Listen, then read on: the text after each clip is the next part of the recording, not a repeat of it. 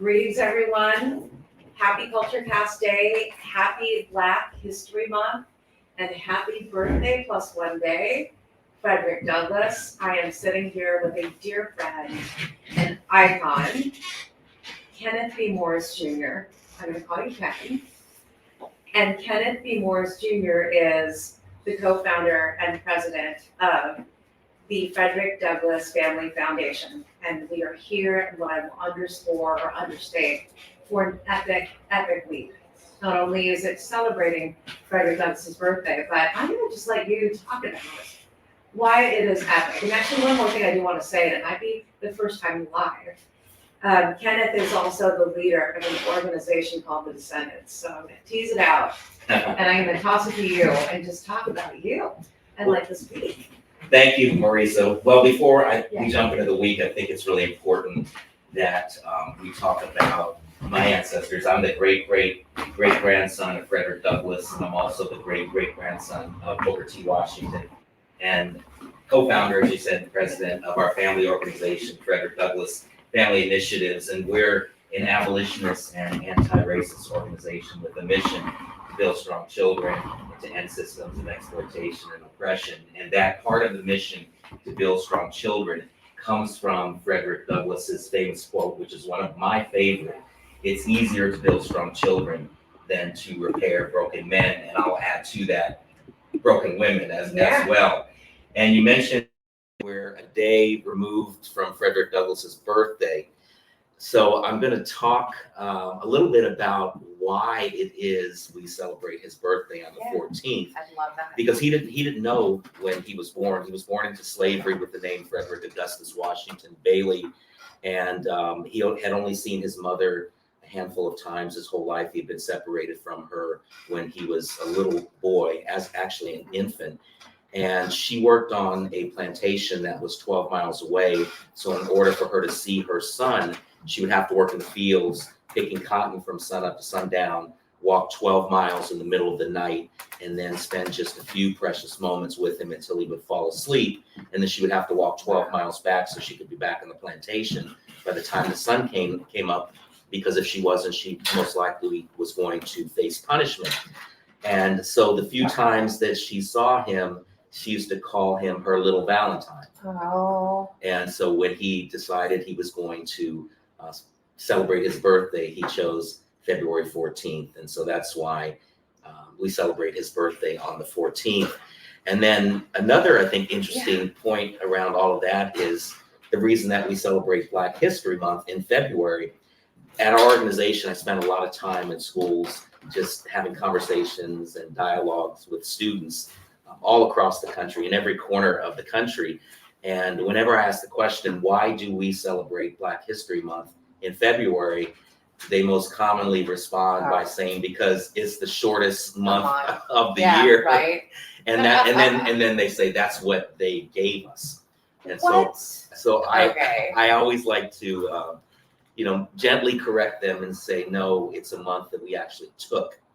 Dr. Carter G. Woodson, who in 1926 wanted to have Black history into the curriculum, to the history curriculum. He chose the second week of February to start something called Negro History Week. And he chose that week because it was President Lincoln's birthday on the 12th and Frederick Douglass's birthday on the 14th. And then that evolved into what we now call Black History Month or African American History Month. And so that's why we celebrate it in February. I love that you explained that. I think a lot of people, when you share that information, they don't realize that. And there's a significance around it. And so I also want to jump into, how the heck are you a descendant of both Frederick Douglass and Booker T. Washington? So what's that all about? Yeah, well, that's a great question. And when I meet people for the first time, that's typically the question I get. Well, actually, I get two questions. Yeah.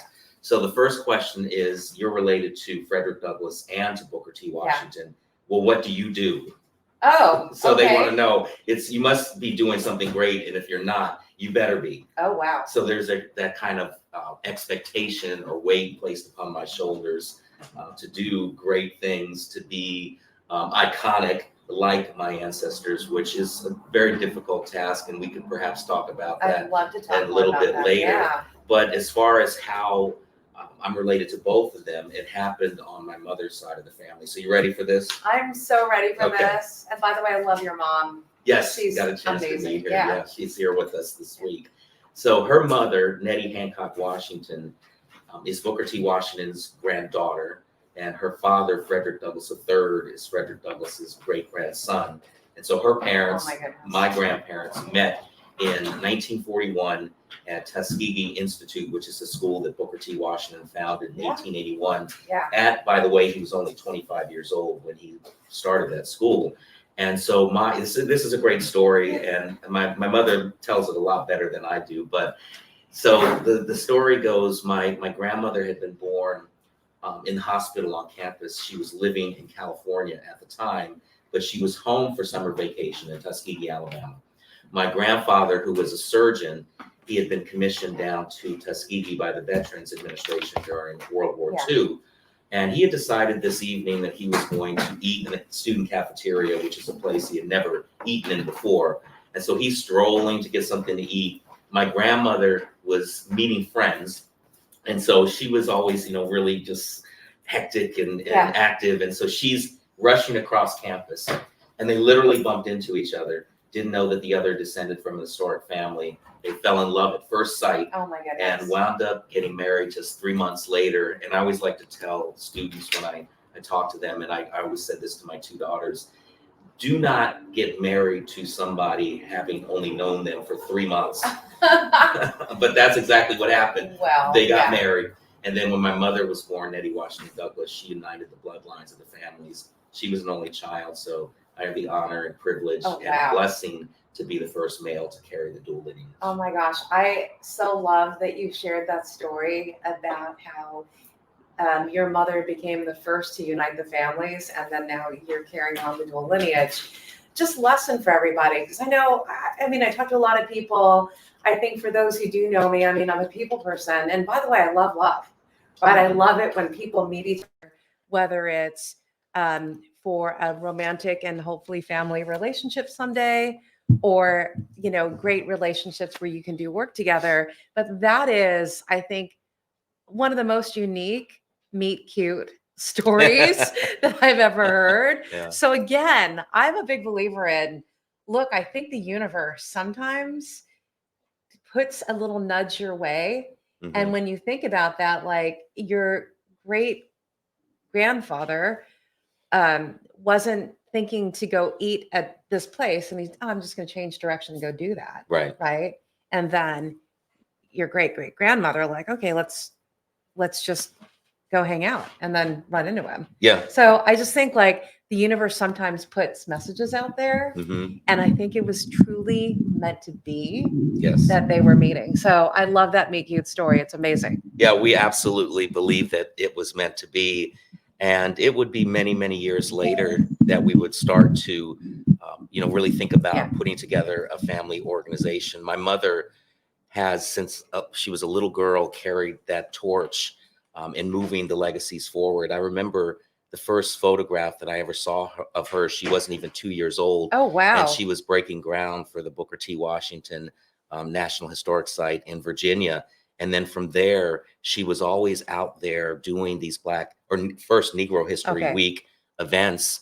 And as she got older and then started to have children, I'm the oldest of three. I have a younger brother and sister. That became her, as she would say, job of choice. Yeah. And then once we started to get older, she started to go back into schools. And that's where she loved to be, was always in front of young people and students, just talking about this incredible history. I think it's amazing too. I think about your lineage and your mom's lineage, and, Frederick Douglass, who actually taught himself to read, right? Yes. And in doing so, it's an amazing story just to actually walk away, hop on a train, and escape. Yes. Because he was just so well educated and so well read, all self-taught, right? All self-taught. Well, we know from our U.S. history that it was illegal to teach an enslaved person to read and write. And Frederick, in his first autobiography, The Narrative of the Life of Frederick Douglass, an American Slave, which was first published in 1845, he talks about a moment that he describes as divine providence in his favor. Yeah. And this is really at the foundation of all of the work that we do at our organization. And the story that he wrote about was had been born on the eastern shore of Maryland, Mhm. again, with the name Frederick Augustus Washington Bailey. He would change his name to Douglas after escaping to make it harder for his enslaver to track him down. But at the age of about 8 or 9, and I have to use an age range because, yeah. again, he didn't know That's his right. birthday. So he writes, I was chosen by divine providence to go to Baltimore to be the house servant for his master's family. And he said, I was the first, last, and only choice because his enslaver had more than 1,000 enslaved Africans across all of the various Yeah. farms that he owned. So there were lots of children. Yeah. But he was chosen. He goes to Baltimore. And the importance of this move was he was going to be in the big city. He would be around free Black children. He would be around poor white children. Yeah. But most importantly, when he gets there, his slave mistress, Sophia Auld, had never had a slave before. Yeah. Didn't know that it was illegal to teach him to read and write. And just out of the kindness of her Christian heart, Oh my goodness. she was already teaching her young son, Tommy, how to read and write. And there's Frederick Bailey just wide-eyed and ready to learn. And here's a really important part that isn't necessarily communicated when this story is told. Yeah. And this is a nuanced point, that he asked her to teach him.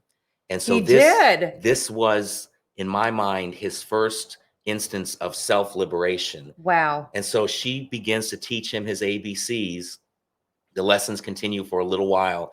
And then his enslaver finds out about him, Hugh Auld, and you know what comes next. Yeah. He gets angry, he gets mad, and he looks at his wife and he looks at young Frederick, and he said, you cannot teach a slave how to read and write, because if you do, it will unfit him to be a slave. And so Frederick heard that message loud and Right. clear, and he looked at his enslaver and he thought, if you don't want me to have this, I'm going to do everything in my power to gain it. And he understood right then and there that knowledge is power, which is a message we hear Yes. today, and that education equals freedom. Yes. Education equals liberation. Education equals emancipation. And he would teach himself to read and write.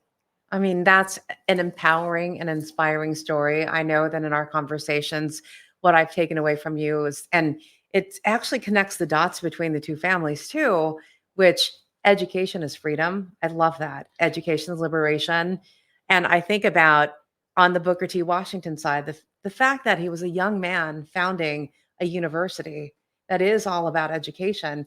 And I'm thinking about your mom kind of going back to it. I know it's kind of, I'm circling around it, but your mom was an activist at 2 years old. Yeah, I Right? guess you If you think consider about that. it. Yes, you think Yeah, about it and that an way. educator at the same time. Right.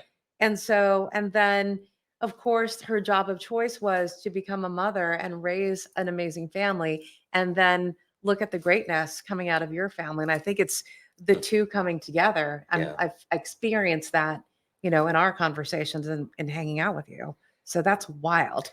Booker, yeah, well, the education piece is really the most important part of it, Yeah. which continues today. It's relevant today. And both of my ancestors understood from a very young age that education equaled freedom. And for Booker T, and his story is incredible just as well.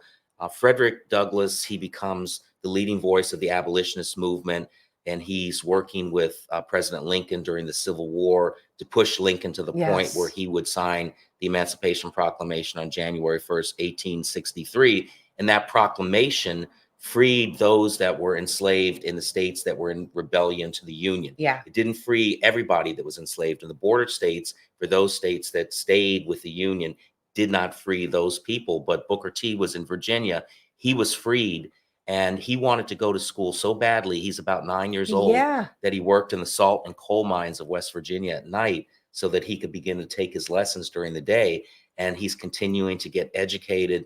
And then one night he's in these mines and he hears these two older gentlemen talking about this place called Hampton Institute in Virginia, where he could get an education, or what they would call Yeah. an industrial education.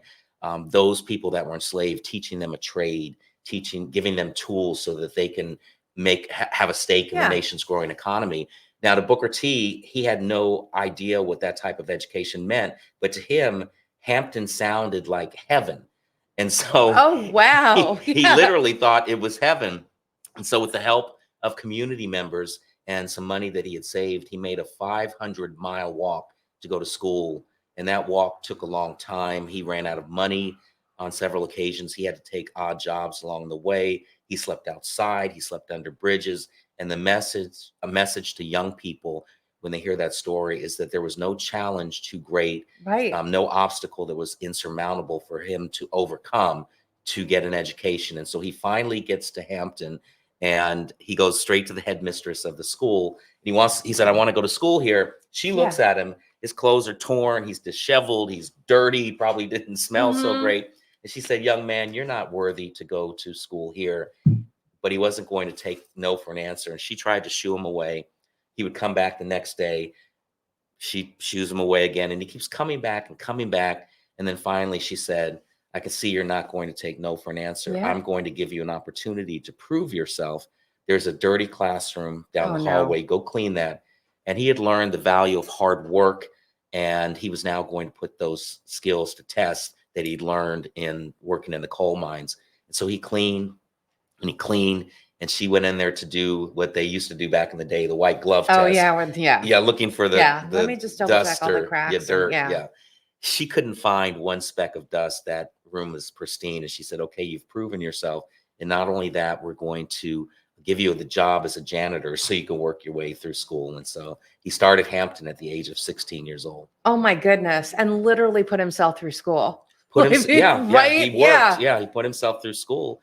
He would graduate 3 years later. He would come back to Hampton to teach. And then in 1881, he got word that there was a group of people down in Tuskegee that had some money to start a school down there that would be modeled after Yeah. Hampton's industrial education. And they got word back that this guy, Booker T at Hampton, is the man for the job. And he rushes down to Tuskegee and gets to work starting and founding Tuskegee Institute. Oh, my goodness. There's so many lessons learned here too. Just hearing that story, and there's correlations with Frederick Douglass as well. I think about for young people, especially children, right? When they're younger and getting into adolescence, there is value in that curiosity and Mhm. openness, and hearing about Hampton University or Institute and thinking it was heaven. And then even Frederick hearing about, well, if I'm educated, then I'm unfit to be a slave, Mhm. to just carry on to that, right? And like grab onto that. Yeah. And then I also think about the value of hard work. I mean, literally the value of hard work. Mhm. That I think again, it's the energy and the reps and the practice that you put out there. I think just generally because people think, oh, things happen Right. for me, like things are going to fall out of the air, right? Yeah. Yeah. No, I mean, I was thinking about like, okay, we had audio issues. Okay, whatever. Right. Yeah, you got to just keep rolling. Like, Yeah. you just keep rolling. Yeah. I mean, a 500-mile walk and Mhm. sleeping wherever, not eating or eating whatever. Right. Like, and getting to that point where then you have to continue to prove yourself and Yeah. keep showing up. Well, That is speaking, yeah, so speaking of the good. value of hard Yeah. work, so and Frederick Douglass was a quote machine. Yeah. But another quote that I love, he was enslaved for 20 years, first 20 years of his life, and he later wrote, he said, "I prayed for 20 years, but my prayers weren't answered until I prayed with my legs." And what he meant by that, he was Yeah. praying for deliverance, praying to God for deliverance from his bondage and from his chains. And when he made the decision to finally run away Yeah. with his legs, his prayers were answered. So that goes to what you're talking about, Yes. the value of hard work. You can't just want a job, but then Yes. not get off the couch and go find a Right. job. So Right. And I know in my career experience and in coaching younger people who, there's this immediacy of like, well, I'm new in my job, but I want to get promoted and I want to move up. And a lot of it is, be excellent, Mhm. and even more so what you do today, and learn everything that you can. Yeah. Because I think the next thing follows when that happens.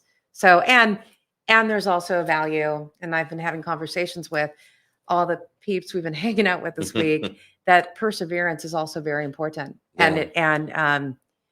pursuing, like having that perseverance and drive Hmm. to continue to ask for things when maybe it's not your turn yet. I think it's a combination of both.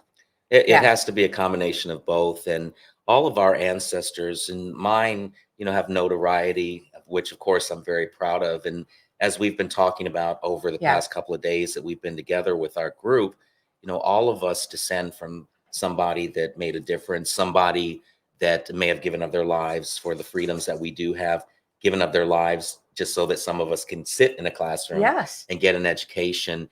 And when we're in schools talking to young people, we want them to understand that they have greatness flowing through their Yeah. veins as well, and that we all stand on the shoulders of those that came before us. And that has been that common theme Yes. that we've been talking about this week, as well as this idea that by birthright, all of us have an obligation to carry our history forward, because there's still, as we know, a lot of work still to be done. We're living in a country that is as divided as it's been in a long time. Yeah. And the rhetoric that's out there that's racist, sexist, xenophobic, and just this idea of trying to divide and conquer and split us apart as a country, as a society. And I believe, because we've talked about this a Yeah. lot, that the spirit of all of our ancestors and the spirit of Frederick Douglass and Booker T. Washington and Anna Murray Douglass, my great-great-great-grandmother, Olivia Davidson, my great-great-grandmother, and all of the women that are and were in my life, that spirit lives in all of us. And as we move forward and talk about the things that we'll work on with the Descendants Yes. Project, the things that we work on, the projects and initiatives at Frederick Douglass Family Initiatives, I truly believe that spirit can be a healing balm on our nation's wounds. And this is kind of this idea, this bigger picture vision that we move forward with. I love it. Yeah. And I mean, especially today, 2024, yeah, the nation is wounded. There's divisiveness, polarization. Mhm. And I think it's okay to have different opinions, but it's not okay to not be kind, Yes, right, to right. each other. And I think that's the difference. Like, people just don't have the patience to hold space for each other, Mhm. even if there's a difference of opinion. And I think that's the beauty of, and we'll jump into how epic and unreal, but historic, like this week has been. Yeah, And instead yeah. of me saying it, I would rather you, because we have been following your lead, my friend, and we have been like of service to this vision. So let's talk about the Descendants Project and what the heck happened this week. Okay. Yeah. Yeah. Well, again, as Yeah. I started, because of my unique connection to history, I always like to start with the history. Yeah. So to get to where we were this week and where we're going forward, the start of that history really is this idea that when I was a little boy, I was not really that connected to my history. Yeah. The few times that I told people of my relationship when I was younger, nobody ever believed me. And I never thought that it was a point worth arguing. And but I did, at about 5 or 6 years old, started to notice that my ancestors were on statues and I mean, postage there's that, stamps. And, yeah, Yeah. schools were named for them, bridges and libraries. And I would ask my friends and classmates, "Are your grandparents on statues?" And of course, they would say no. And I really, okay, I'm going to share this. Yeah. Share it. So I talked about the happy love story Yeah. of my grandparents coming together and getting married, having only known each other for 3 months. But there's also a tragic side to the story, and that is my grandfather, the surgeon, the namesake of Frederick Douglass. People expected him to be an iconic leader like his great grandfather, Yeah. and they placed this weight of expectation on his shoulders, which he always walked around with. But there's only one Frederick Douglass. And when my grandmother was 3 months pregnant with my mom, that weight became too much for him to carry, and he took his own life. Oh, And no. so my mother was born without a father and raised without a father. And then when I came along with this dual lineage, my parents, grandparents, great grandparents were going to go, really in the opposite direction and kind of place this, what I call a formidable shield around Yeah. us to protect us from these legacies. And so I really was decisively disengaged from my ancestry until divine providence Yeah. called in my life. And that was much later in life. I had started an advertising and marketing company, which was doing really well. I was happy to be a father and a husband. I'll celebrate 40 years of marriage in May, this Amazing. coming Yeah. May. So I was good with that. Yeah. Go to church on Sunday and don't talk to me about this Douglas and Washington stuff. But in 2005, I read a National Geographic magazine, and the cover story was entitled 21st Century Slaves. Yeah. And it was an article about human trafficking existing all over the world, including here in the United States. And that article just floored me. Like, it hit me squarely between the eyes. And I'd heard about trafficking in far off places, Sure. but didn't really think about the impact that it had in this country, and that the idea was that it is modern day slavery. And so I wanted to learn more about it. And I just started reading articles and, devouring as much information as I Yeah. could. And there was one night that changed the whole trajectory of my life. And that was, I was sitting in my living room and I was reading an article about a 12-year-old girl who was forced to be a sex slave in the Yeah. brothels of Southeast Asia. And my older daughter, Jenna, was 12, so same age. And my younger daughter, Nicole, was 9. And I could hear them down the hallway getting ready for bed. And they were laughing and playing and about to get tucked safely into bed. And I'm reading this story about this 12-year-old girl, and my mind just starts racing. And I can't wrap my brain around what I'm reading and what I'm hearing. Yeah. And I remember thinking to myself, that's what young girls should be doing, and boys should be getting tucked safely into bed and not being forced into bed to service some sick individual. And when I walked in to say goodnight to my daughters, I had this moment where I couldn't even look them in the eyes. And I couldn't look them in the eyes and walk away and not do something about this. And it was immediately that I understood that I had this platform that my ancestors had built through struggle and through sacrifice. And perhaps we could leverage the historical significance of my ancestry to do something about this. So it's kind of this aha moment. Frederick Douglass, the great abolitionist on one side, Booker T. Washington, the great educator on the other side, abolition through education. How can we unfit communities to allow slavery to exist and thrive? Remember that story about young Frederick Bailey? Education will unfit him to be a slave. Yes. So my mom and I started the Frederick Douglass Family Foundation Initiatives in 2007, and we were off and running. And so that's that foundational piece of how we started. And our primary work has been human trafficking prevention education in K through 12 schools.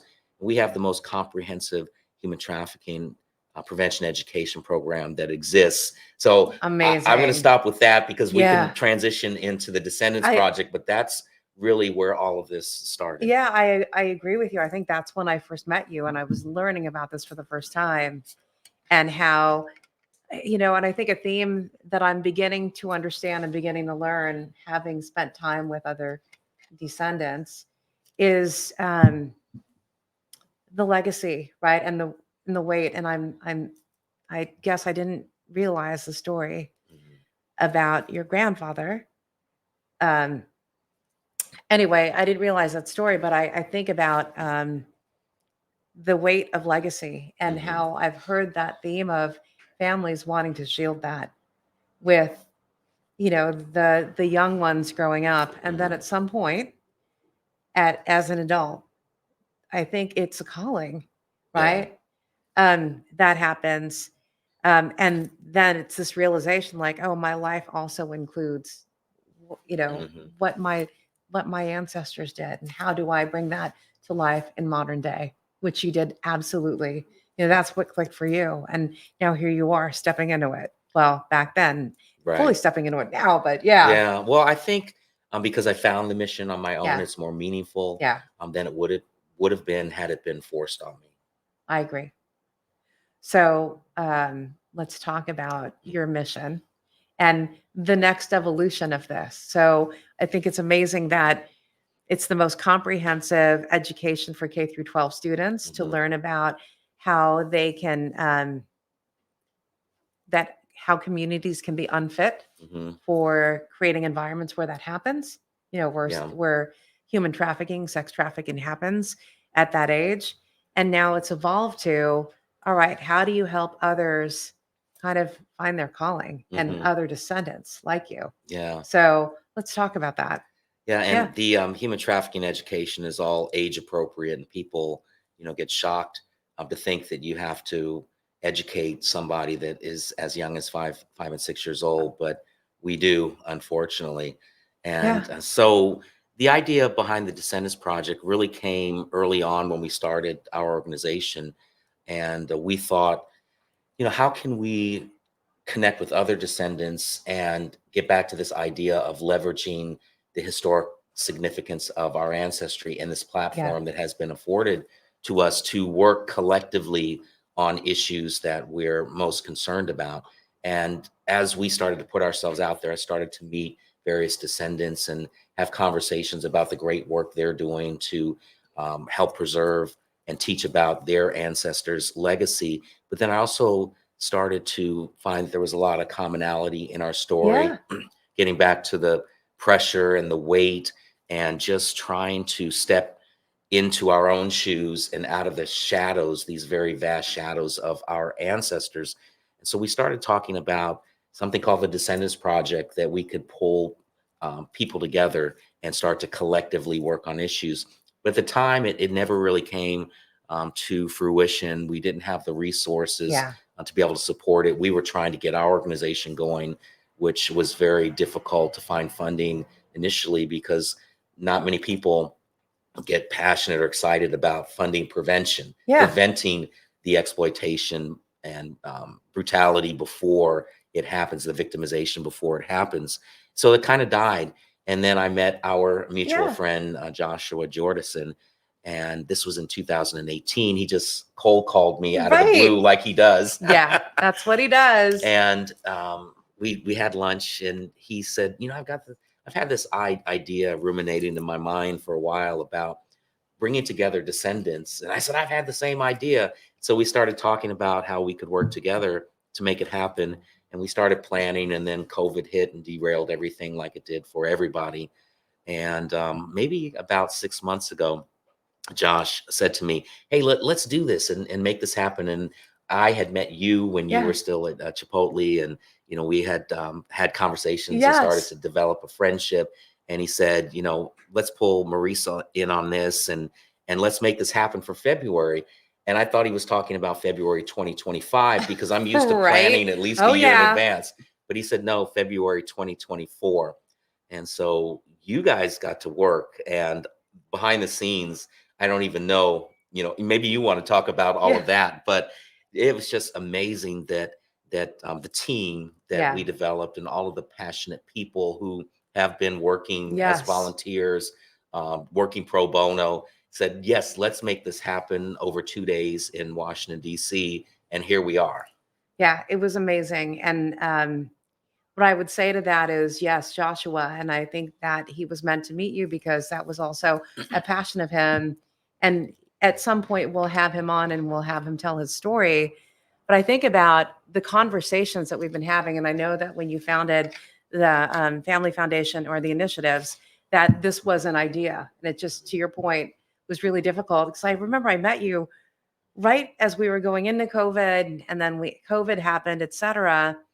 And then, actually it was beginning of last year where it's kind of like, we should fire up and do this. Right. Yeah, it was just one of those. Yeah. Everyone's now gathering and coming together. Let's just pick this right back up. Right. And to Mhm. your point, I don't know. I mean, it just happened so quickly once the idea came together and we were pulling the right people and resources. And I think when you have, you said this about your own choosing and your own calling, if it's something that you're passionate about, it's going to freaking happen. Yeah. You know what I mean? Like, Yeah, the universe pulls it together. yeah. And makes it it's like, happen. articulate that vision. What are we doing? How are we going to do this? And to your point, all the people who've been involved over the last couple of days who were either behind the scenes helping to pull this together, and there's a few kind of sitting here in the room with Mhm. us, and other organizations and leaders as well who were committed to this idea. And it's just an idea, Right. right, that came together. I think it just says a lot when you just put that statement out there and you put the right people together Mhm. to make it happen. And, for those of you who I know were doing your research, when you're like, all right, well, what's Kenneth B. Morris doing with Marisa on CultureCast? The headlines were astounding 2 days ago Mhm. because, and I'll say it, but I think about in the first time in history, for the United States of America. Here we're sitting in Washington, D.C., our nation's capital, for the first time ever. The descendants of iconic Black civil rights leaders are coming together for the first time and meeting each other. Yeah. I mean, that's crazy. It was an historic event for sure, Yeah. but just the beginning. And, bringing everybody together, we just wanted to make sure, we treated all of the descendants with the respect and dignity that they deserve. So we did a number of events. We had the tour at the Smithsonian Museum of African American History and Culture yesterday. That was amazing. We've had some amazing dinners. We were last night with the RFK Center, and they hosted us with their board members. Their board meeting starts today, actually.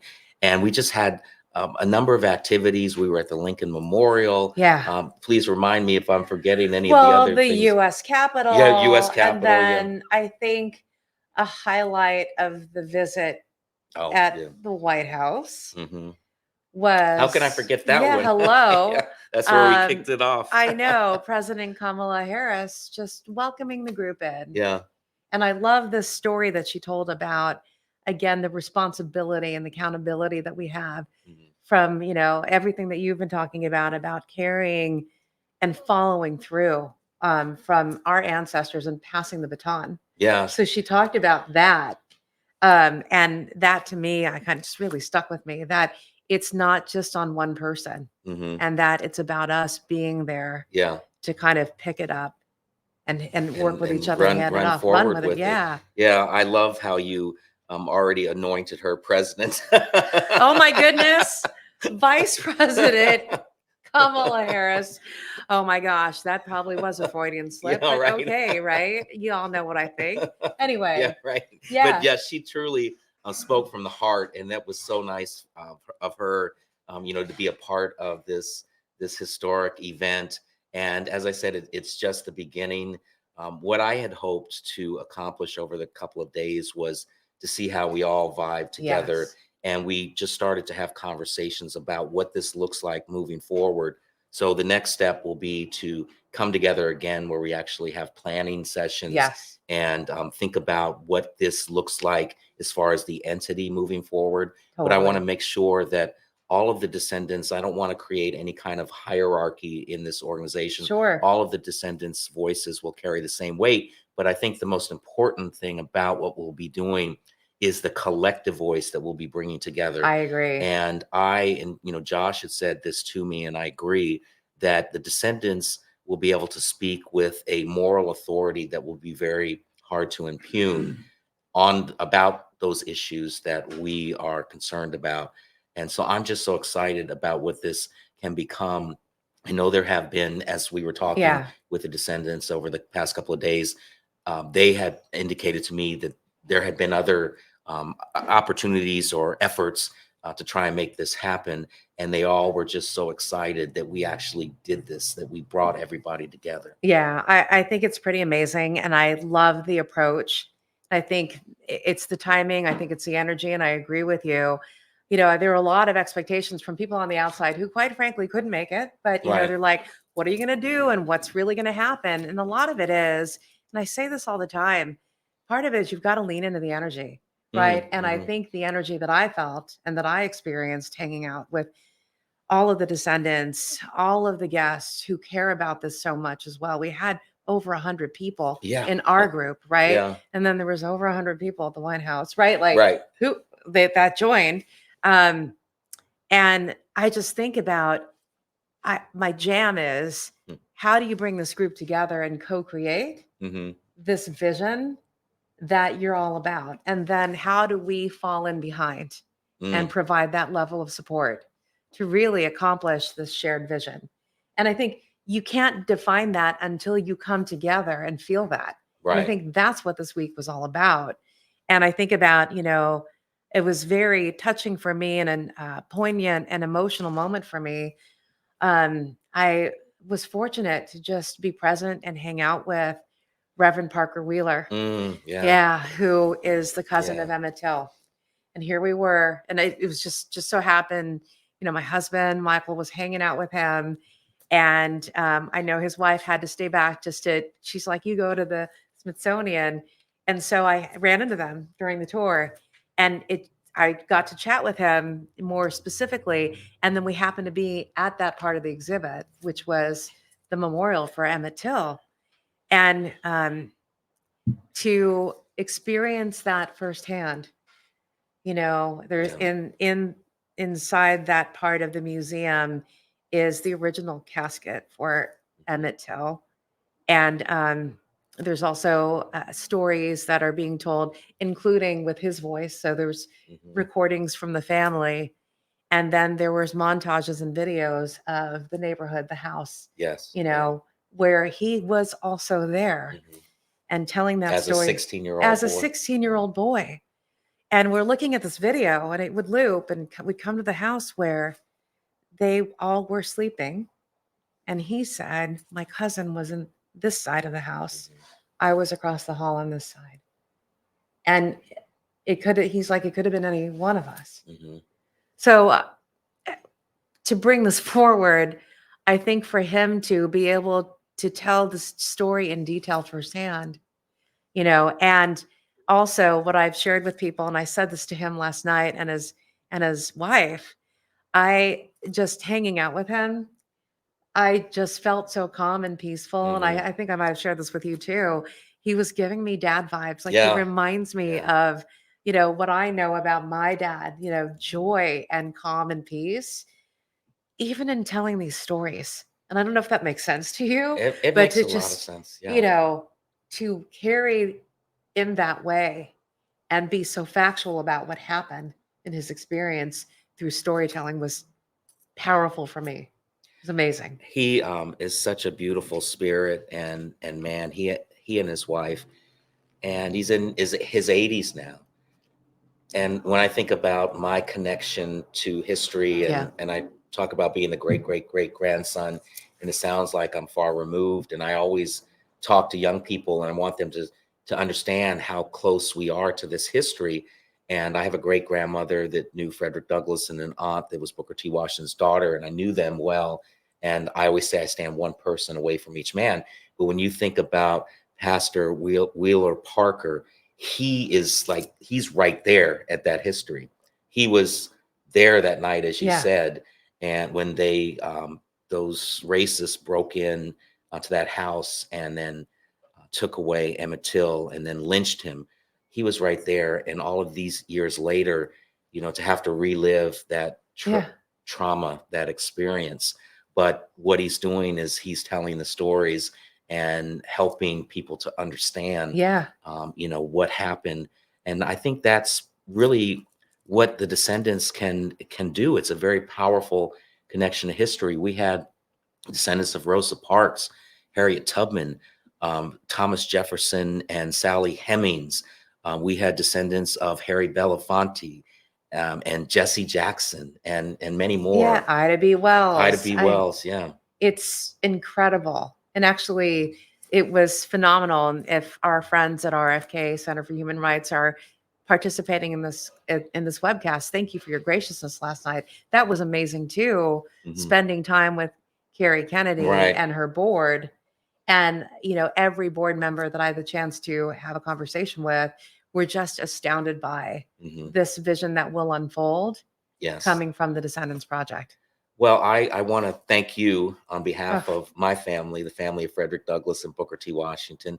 And we never forget the women, Anna Murray Douglass and Olivia Davidson as well, for everything that you did, and your team, your colleagues, and everybody that's been behind the scenes that have contributed their passion, their talents, their creativity to make this happen. And that really has been the missing piece of organizing this together. And this is why I'm really confident moving forward, because you all are so talented at what you do, that this will happen. It will continue to snowball, and we will move forward in a way that we can impact this nation and guide this nation, I believe, toward this idea of reconciliation and healing. But also, before we get there, we have to have a reckoning of our past and a truth telling about the true history in this country of the genocide of Native American peoples, the oppression and enslavement over 400 years Yeah. of people of African descent. And when we are coming with that historical connection and narrative, we can begin to have those conversations in spite of the book bans that are happening, in spite of Sure. the erasure of this history and the whitewashing and sanitizing, and as Dr. Cornell West says, the deodorizing Sure. of this Yeah. history. And so there's so much that we'll be able to do together. So thank you, thank your team, and for everything that you've done to get us to this point. Well, I would say it's a privilege to be a part of this, and I know my team and my colleagues also feel the same way. And I know the leaders from the various organizations who actually flew here Mhm. to come and participate also feel the same way. It is it's part of, if that's your purpose and calling, of course, this is something that I know I want to personally pour my heart into, Mhm. to be a part of. And, like-minded people hang out together, right? And I Right. think about when you call the right friends and right people, and we've met so many people together, right? Yeah, As this yeah. was coming together, it's naturally, right? Mhm. Naturally going to happen. And I think it's this lesson that you're talking about, as I hear you talk about having a reckoning with our past. And I think, for human beings, and I feel like having been in the people space and corporate and human resources and coaching and mentoring a lot of people coming up in their careers, for example, Mhm. and also creating pathways to opportunity for folks who maybe didn't think that they can go as far as they can, Right. without that encouragement. I think a lot of it is just really coming complete with who you are and where you came from. Mhm. I think that's so important. Mhm. We're talking about histories of families, and I think as humans, in order to move on and actually achieve and accomplish in life, I think it is about, like, who are you? Right. And, honor that. Yeah. Like, understand that, who you are and where you came from. And when I say that, for me personally, it's like really truly understanding the sacrifice that my parents made when they Mhm. immigrated here. They decided to have a family, all of that. But then to not ever hide that, like really be proud of that, as painful as it may seem, Mhm. or as proudful as it may seem. Yeah. I mean, honor all of that. Yeah. And by doing so, you can move on, and actually go and pursue and create a life that you're passionate about.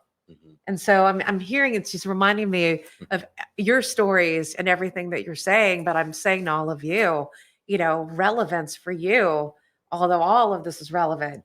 It's like, what can inspire people to just do greatness in the world is really come complete with you, Yeah. right? Yeah. Yeah. And also knowing where we come from. We Yes. have to know where we come from in order to know where we're headed. And everybody that's watching and listening to this conversation, and I started by Yeah. saying, we have greatness flowing Yes. through our veins. All of us do.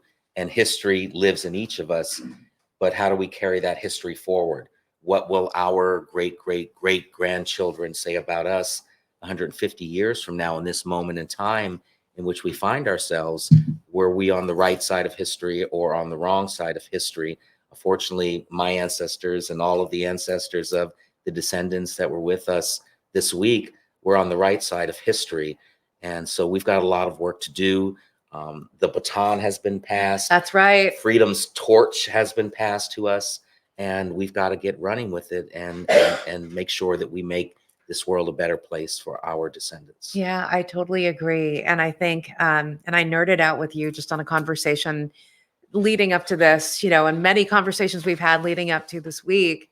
But, let's honor the birthday of Frederick Douglass, Yeah. which is +1. We're today on the 15th. And, and I had a random question.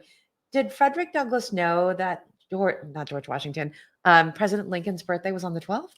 Did he know that? Or is Yeah, that just he coincidental? would have. Okay. I've never thought about Yeah. that, but Yeah. President Lincoln knew that he was born on the 12th. So Okay. Frederick Douglass, I'm sure, must have known that his birthday Okay. was So on the that's 12th. wild that, like, his little mom's little Valentine also chose a date 2 days after President Lincoln. But I will say Yeah. that Frederick Douglass and Booker T. Washington were friends, and the last known letter that Frederick Douglass wrote the night before he Okay. passed away, dated the night before he passed away, was to Booker T. Washington. Frederick Douglass went down to Tuskegee and gave a commencement Oh address. my goodness. And there's a photo. It's the only photo of Frederick Douglass actually speaking, and it's at Tuskegee, and you can see Booker T. Washington No on the way. stage.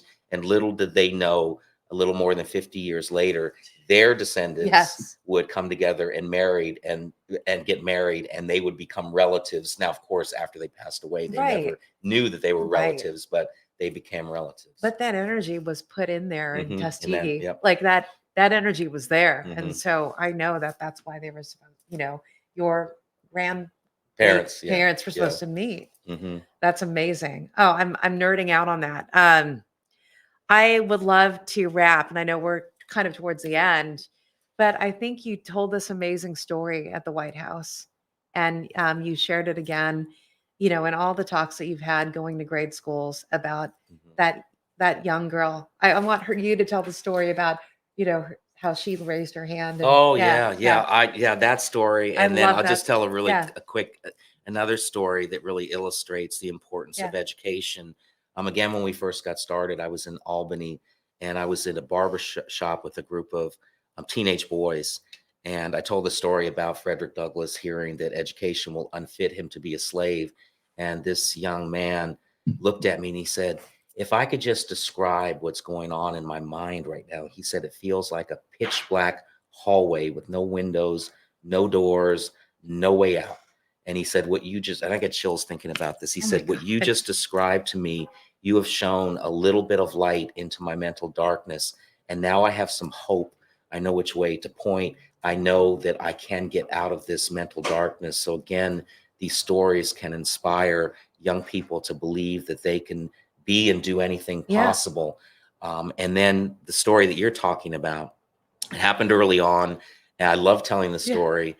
This young girl, I was in a classroom, and she was 10 years old, and she raised her hand, and she's trying to get my attention, and I'm in the middle of my thing, and she's got her hand up in the air, and I finally call on her, and she said, Mr. Morris, I want you to know that she's just proud. She's just laying it on me. She said, my great, great, great, great, 4 greats Yeah. grandmother. I thought I had a lot of greats. She said she was born into slavery, taught herself to read and write in secret, and then became a successful businesswoman and a philanthropist. And she knew what that word meant. She was proud to share it with me. And so she looked at me, she said, so do you know what all of this means? And before I had a chance Yeah. to respond, she said, it means I have greatness flowing through my veins, just like you do. And we all have greatness flowing through our I veins. love that. And leave it to, the mouths of babes, a 10-year-old girl that really set me on the course to do the work that I'm doing, and to believe that we all have greatness flowing through our veins. I love that. And I think it's such an inspiring way to end our conversation. I wish we had hours and hours where we can continue to talk about this. But what I will also say is I think greatness, as we kind of roll from here, and I know there are a lot of people who want to learn how to get involved. How can people get a hold of you? What's the best way? The best way Yeah. for our organization, Frederick Douglass Family Initiatives, is fdfi.org, which is the acronym for Okay. Frederick Douglass Family Initiatives, and then the descendants.com.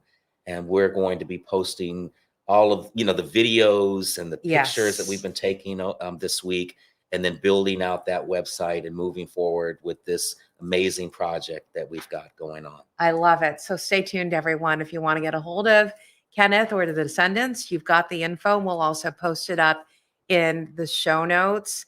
And I guess I'll leave it with, there's a lot of work to do. Yeah. I think it starts with each one of us to really do the work for ourselves. And I think when all else fails, I always love to share this because it's a wild environment right now, right? There's like Mhm. agita amongst people because of the polarization. I'll just say Mhm. that, and everyone having different points of views. I always would love to end with, look, when all else fails, don't forget the platinum rule. In Yeah. in school we learn the golden rule. Mhm. In grade school it's like, okay, treat people the way you want to be treated. Really, it's treat people the way they want to be treated. Level it up. Yeah, level it up. And if all else fails, just choose kindness. choose kindness. So Hmm.